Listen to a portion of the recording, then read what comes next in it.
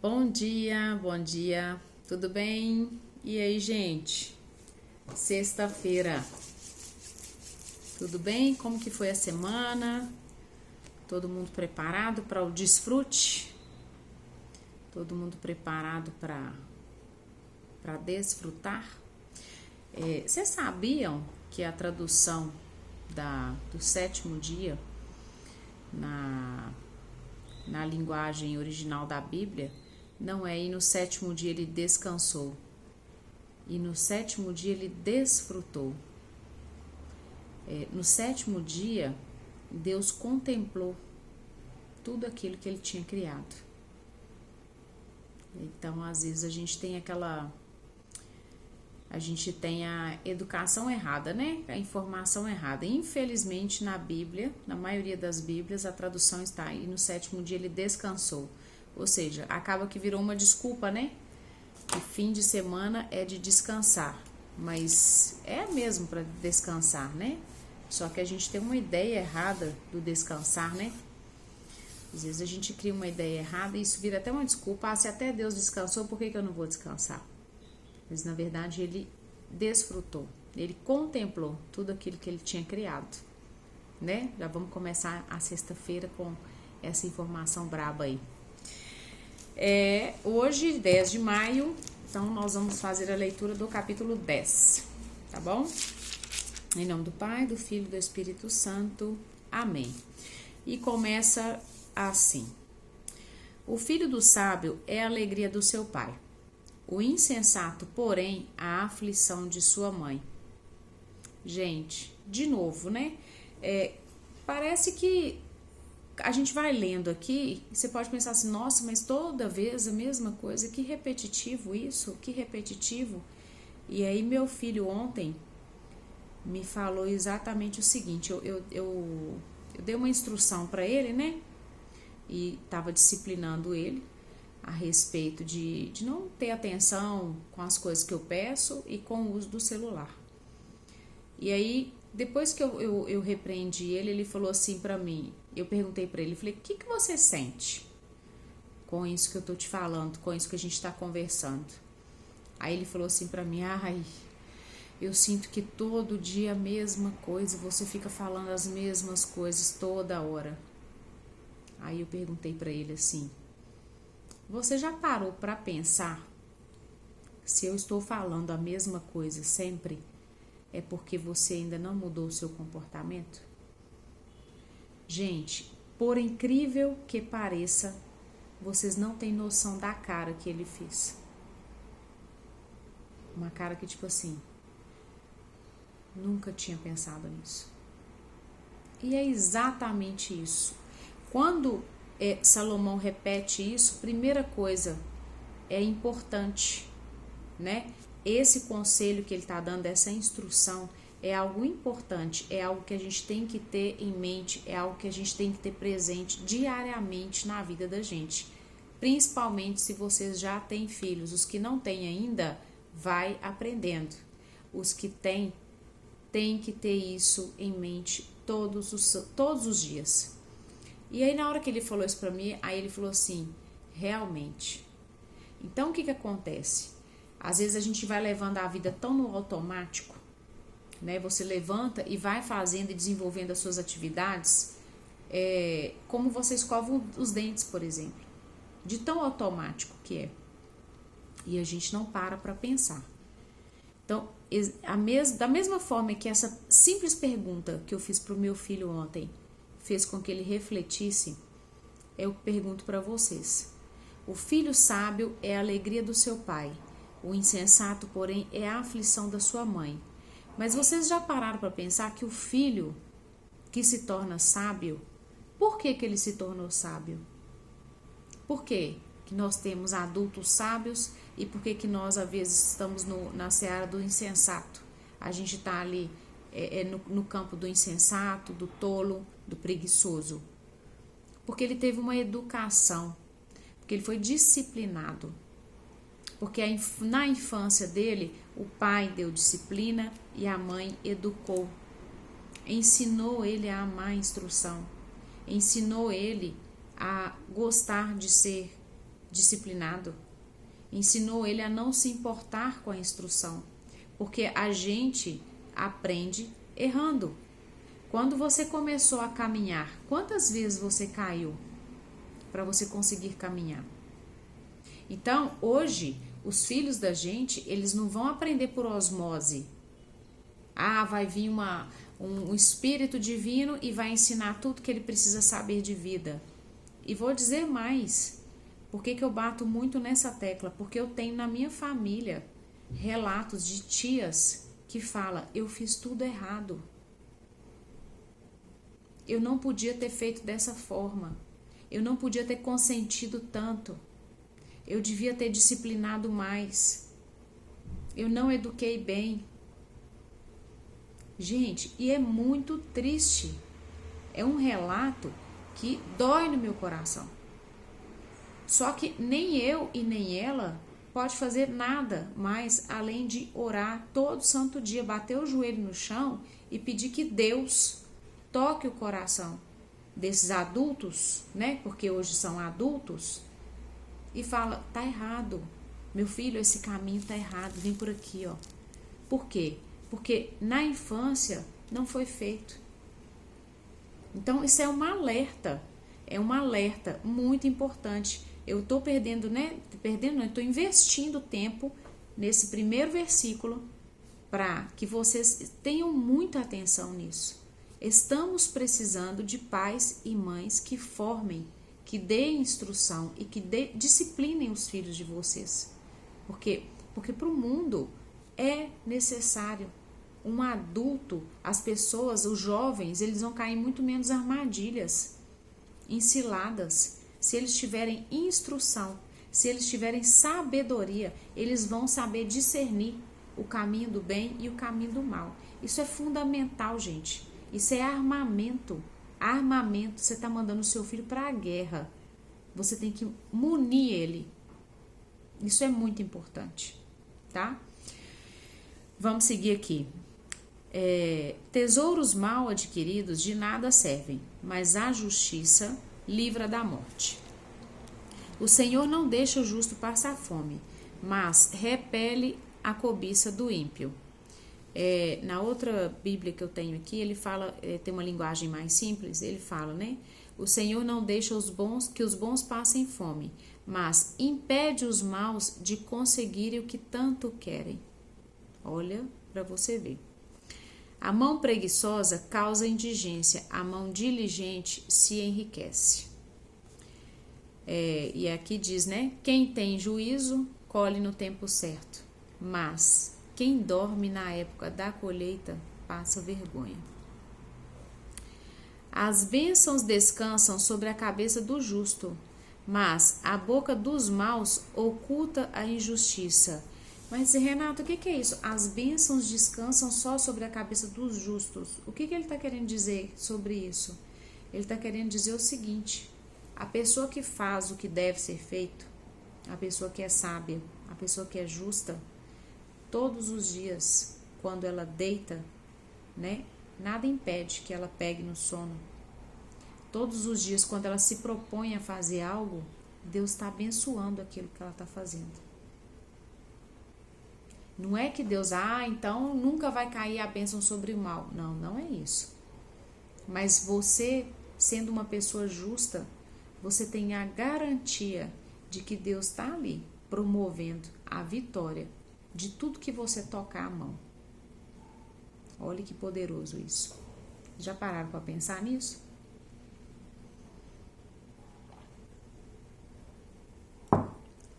É bênção, né? A memória do justo alcançam as bênçãos. O nome dos ímpios apodrecerá. Aqui fala, os bons serão lembrados como uma bênção, porém os maus logo serão esquecidos. Vocês já viram quando morre uma pessoa que era muito gente boa, uma pessoa assim, uma pessoa que você fala, nossa, aquele homem era de Deus. Você fala assim, nossa, os bons vão rápido, né? Ele é tão bom. E é exatamente isso, né? A sensação é de ser lembrado. Todo mundo vai sentir falta. Vai ser uma pessoa que fazia tanta diferença na vida do outro, Que você vai falar assim, nossa, que perda irreparável. Por isso que a gente tem que criar os filhos da gente e povoar esse mundo de mais pessoas boas, de mais pessoas sábias, entendeu? A ideia está totalmente contrária. Hoje a gente escuta muito o quê? Não, pelo amor de Deus, não vou ter filho não. Por quê? Porque o mundo já está muito ruim. O mundo está ruim porque nós não estamos instruindo os nossos filhos para que eles estejam melhor. Já pensou nisso? Está faltando instrução. Está faltando pessoas de bem, pessoas que falem, pessoas que se posicionem. Isso é que está faltando no mundo de hoje. O sábio de coração recebe os preceitos, mas o insensato caminha para a ruína. Ou seja, quem é sábio, ele aceita os bons conselhos, ele recebe isso de bom coração. Então, por isso que ele vai se tornar cada vez mais sábio, né? De novo, quando Deus perguntou a Salomão o que ele queria, ele falou que queria sabedoria, não foi, sou sábio. Não foi assim um passo de mágica. Deus deu a ele o dom da sabedoria. Só que ele buscou isso mais do que busca a prata. Ele estudou, ele buscou, ele foi atrás do conhecimento. Por isso que ele se tornou o rei mais sábio. Ele investiu tempo nisso. Vocês entendem?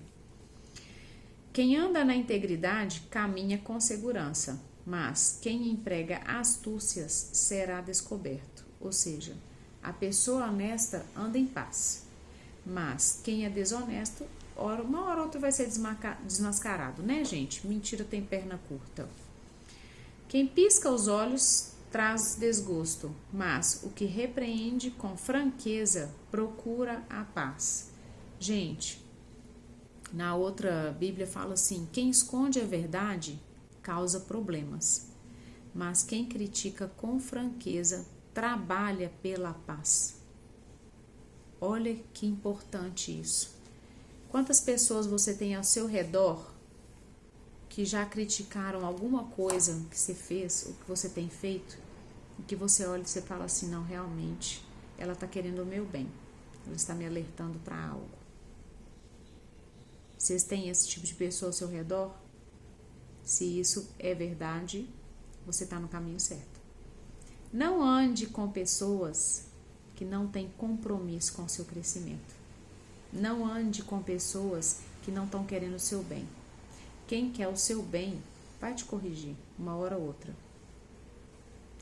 E eu falei para o meu filho ontem também uma coisa muito importante. A crítica e o elogio, eles não tem que ser tão importante. Aí ele falou assim, não, mamãe, mas uma crítica construtiva sim. Eu falei assim, a crítica é o seguinte, a pessoa que te criticou, primeira coisa, procura ver qual que é o fundo positivo daquela crítica. E a segunda coisa, quais os resultados daquela pessoa. Ela é uma pessoa de resultados bons? Ela é uma pessoa do bem? É uma pessoa que estuda? É uma pessoa que está à frente de você, ou pelo menos ali pareado? Então sim. Então ouve, extrai ali o que faz mais sentido e segue. Mas se for uma pessoa que tem um resultado pior do que o seu, não perca energia com isso. Não se deixe abater por isso. Porque quando você está no caminho certo, o que mais vai ter no seu caminho é alguém para te criticar. E aí o que acontece? Às vezes a gente desanima, né? As pessoas desistem de seguir em frente. Atento, muito atento com isso, hein? O ódio desperta rixas. A caridade, porém, supera todas as faltas. Nos lábios do sábio encontra-se a sabedoria, no dorso do insensato a correção. Os sábios entesouram a sabedoria, mas a boca do tolo é uma desgraça sempre ameaçadora. Gente, muito cuidado com a língua. Não critique os outros, não fale mal das pessoas, não perca tempo do seu dia falando mal do seu irmão, do seu próximo. Não faça isso. Muito cuidado com isso. Nós temos 2 ouvidos e uma boca. Vamos falar menos e ouvir mais. Vamos tentar colocar no lugar do outro. Tentar entender pelo que ele está passando. Qual o sentimento dele. Muito cuidado com criticar. Você é dono do que cala e escravo do que fala. Tá? Cuidado com isso. Os sábios entesouram a sabedoria, mas a boca do tolo é uma desgraça sempre ameaçadora. A fortuna do rico é uma cidade forte. A pobreza dos indigentes ocasiona-lhe a ruína. A riqueza protege os ricos, a pobreza destrói os pobres.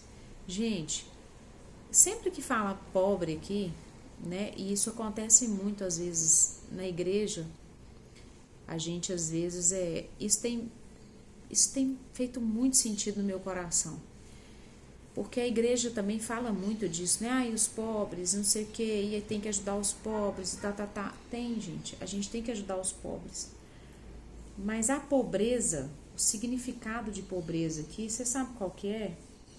Pobreza aqui é a pessoa que não produz nada. Tem gente que tem a vida que tem, porque ela tá ali no campo do preguiçoso. É uma pessoa que não produz nada. É uma pessoa que, além de não produzir, ela não tem interesse nenhum de vir a produzir. Ela está confortável naquela vida ali. Então, muita atenção a isso. Não é que a gente não deve ajudar, pelo contrário, a gente deve sim ajudar. Mas a ajuda não é só material. Às vezes aquela pessoa ela está precisando entender a que ela foi chamada. Para que Deus criou ela? Deus criou cada um de nós e ele tinha um plano. Ele tem um plano para você, ele tem um plano para mim. Você acha que ele tem um plano para aquele pobre que está na rua, que não faz nada? Uma pessoa que não quer saber de fazer nada, que vive o todo santo dia pedindo comida. Você acha que foi isso que Deus planejou para aquela pessoa? Então, assim, ajudar aquela pessoa a entender o que eu tenho feito, por que eu estou nessa situação. Que ela sinta a indignação da situação dela, mas que acima de tudo ela tenha forças para procurar sair dali. E a melhor ajuda que eu acho que nós como seres humanos podemos dar também é apoiar e ensinar aquela pessoa a ser produtiva, a fazer algo de produtivo, a entender que ela tem capacidade. Então, além da ajuda material, vamos nos preocupar também com esse tipo de ajuda. Às vezes ela está precisando só ouvir, acender uma luz na cabeça dela e entender que ela tem capacidade, né? O salário do justo é para a vida, o fruto do ímpio produz o pecado. O que observa a disciplina está no caminho de vida. De novo, hein? O que anda errado o que esquece a repressão. Olha isso, anda errado o que esquece a repressão.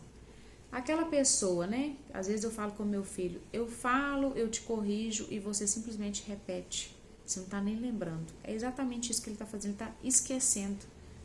Quando a repreensão é esquecida e ele fica voltando a repetir, já viram aquele ditado?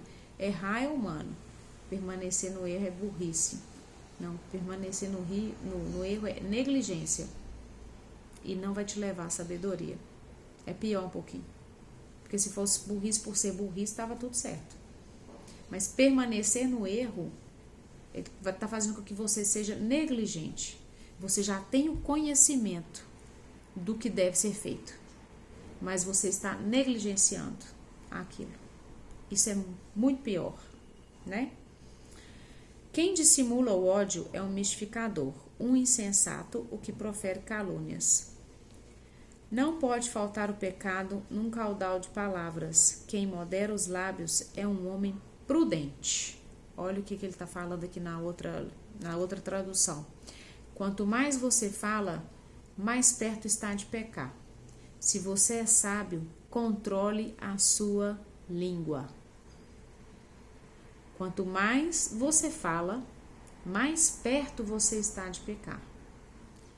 E quanto mais você cala, você tá bem. Então, por isso que fala, o homem que modera os lábios é um homem prudente, tá?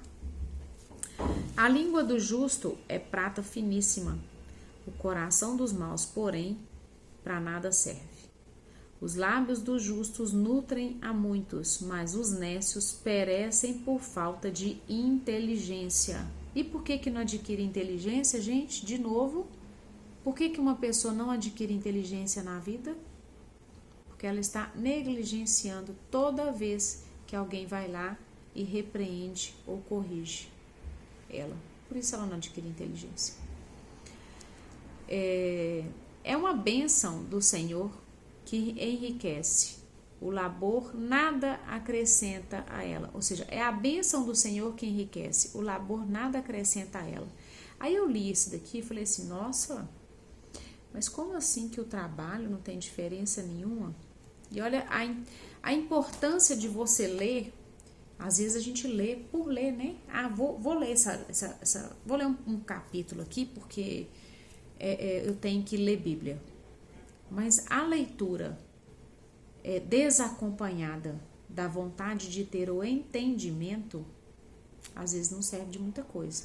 Aí eu fui na outra tradução. Olha o que fala na outra tradução. A bênção do Senhor, Deus, traz prosperidade. E nenhum esforço pode substituí-la. Ou seja, o que ele está querendo dizer aqui? Que a gente não fique orgulhoso do trabalho e do fruto do nosso trabalho. Porque se você é uma pessoa de trabalhar, né? Se você é uma pessoa um trabalhador, e está muito orgulhoso com o fruto do seu trabalho e não está nem um pouco preocupado com as bênçãos que Deus pode derramar sobre sua vida, está tudo errado. O trabalho não pode substituir em momento algum as bênçãos que Deus tem para a sua vida. E Deus está lá de mãos dadas, né? De mãos dadas não, de mãos abertas, esperando só você pedir. Pedi e recebereis. Bateis e se te abrirás. Buscai e encontrarás. E muitas vezes o que a gente faz? A gente trabalha e até realiza muita coisa na vida da gente. E pouco nos importamos com as bênçãos que Deus tem para derramar cada dia. Então, o trabalho não substitui a bênção que o Senhor tem. Ela é que é fruto de enriquecer, né? É mais rico aquela pessoa que é abençoada. É um divertimento para o ímpio praticar o mal, lógico, né? E para o sensato, ser sábio. Quanto mais a pessoa é sábia, gente, mais ela quer sabedoria. É um divertimento para ela. Quando você procura buscar o conhecimento e aquilo vai fazendo sentido na sua vida, gente, é tão prazeroso, é muito prazeroso. Eu convido cada um de vocês a